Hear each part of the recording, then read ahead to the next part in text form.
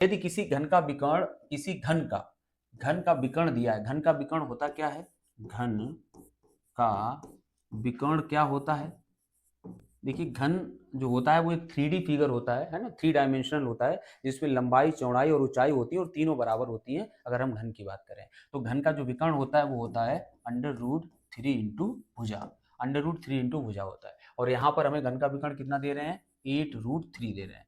8√3 को आप √3 इंटू भुजा के बराबर करोगे तो √3 से √3 कट जाएगा, तो घन की जो भुजा आएगी क्या आएगी, घन की भुजा ए बराबर कितनी आ जाएगी, 8 सेंटीमीटर, 8 सेंटीमीटर आ जाएगी।